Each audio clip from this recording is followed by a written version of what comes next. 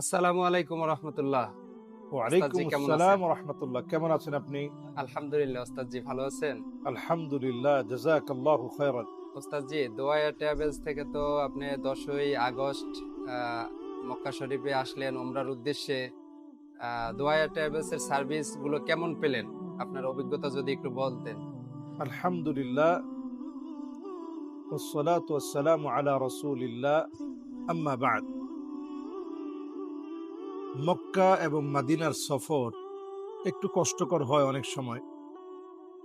অনেক সময় হয় বিভিন্ন ট্রাভেল এজেন্সি যারা আছে তাদের না জানার কারণে অনেক কষ্ট অনেক সময় হয়। আলহামদুলিল্লাহ, আমরা বাংলাদেশ থেকে সফর করে 10ই আগস্ট এসেছিলাম আমার ভাইদের সাথে দোয়া এয়ার ট্রাভেলস এন্ড ট্যুরসের ভাইরা। একেবারে আমরা যখন মাদিনাতুল মুনাওয়ারায় ল্যান্ড করেছি, বের হয়েই আমাদের কোনো ব্যাগ পোহাতে হয় নাই। ওনারা নিজেরা দৌড়ে গিয়েছেন, আমাদেরকে আনন্দ বোর্ডে রিসিভ করেছেন।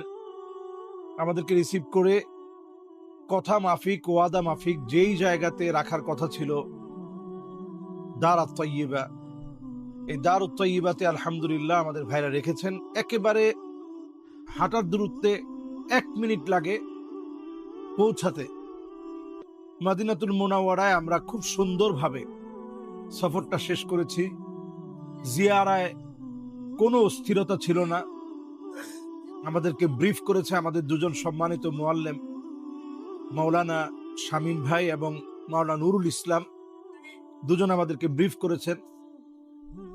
তো আলহামদুলিল্লাহ আমরা সেখানে খুব সুন্দরভাবে সময়টা ইবাদতের মধ্যে কাটিয়েছি পরিবার নিয়ে।